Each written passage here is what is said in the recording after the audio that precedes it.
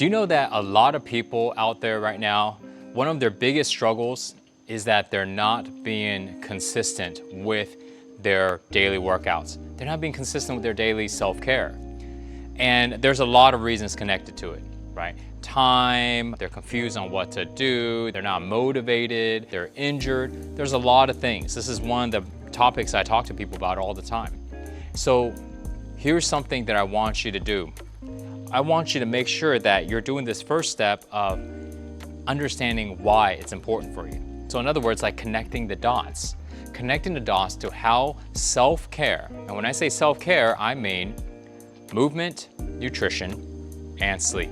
But connecting the dots to how these three things will solve your issues in your life. Now, if you're listening to this, you may go, what? Solve my issues? I got money issues. Solve my issues? I got problems with my relationship. You know, we're not communicating, we're not connected.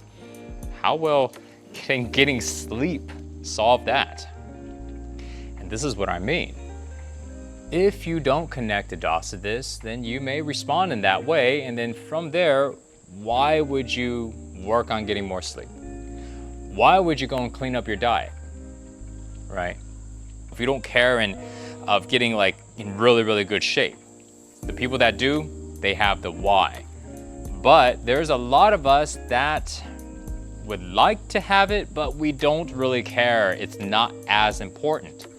So the question is, if it's not that important, why will we stick to it? Why will we overcome the obstacles when we don't feel like doing it? How are we gonna go and get ourselves to do it when we don't have the time because we're super busy? And the answer is, well, if we don't connect the dots on why it's so important, on why it affects all levels of our life, we're not gonna do it, okay? So here is why.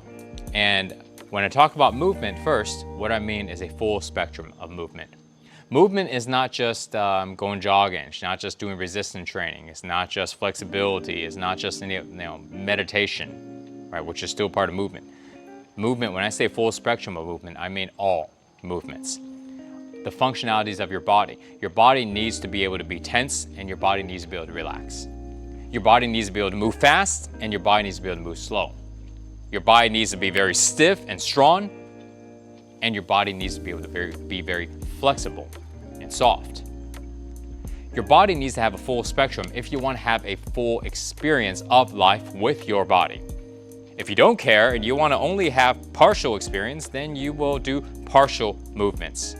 But if you want to have a full spectrum of experience of your life, you want to be fully connected to your body, you need to have a full spectrum of movement, okay? That's why you do a flow training practice. That's why you do the 60 moves. Okay, so this way you have a full spectrum. Okay, I just want to get that out of the way first of all. Now second, when it comes to nutrition, it's not just about eating to get lean. It's about digestion. Okay, it's about having more energy. It's about eating the things that keep your body clean. Okay. Now when I talk about rest, it's about recovery. Recovery of your mind, recovery of your body. Okay, make sure that you're getting recovery. Not just the length of time. You may get your length of time, but if you're not recovering, then you're not getting deep enough sleep. Your sleep is not restful. Cover these three things, your level of physical health increases. When your physical health increases, now your mental health will change because your body is feeling healthy. You don't feel pains, you don't feel fatigue, you don't feel discomfort. Your hormones are balanced. Your circulation is open, it's not blocked. Your lymphatic system to remove the waste is operating properly, and you don't have waste stuck in your body somewhere. These things will change your state of mind. They will allow your mind to be more clear. They'll allow your mind to be able to see in a perspective that's not stress-based, that's not agitation, it's not fear-based. When our body is feeling uncomfortable, when our body is feeling stressed because we're not taking care of it, our mind sees in the same way. So now, whether we are dealing with a situation at work or whether we're having communication with our love partners. It affects the way we act. It affects the way we feel. It affects our behaviors.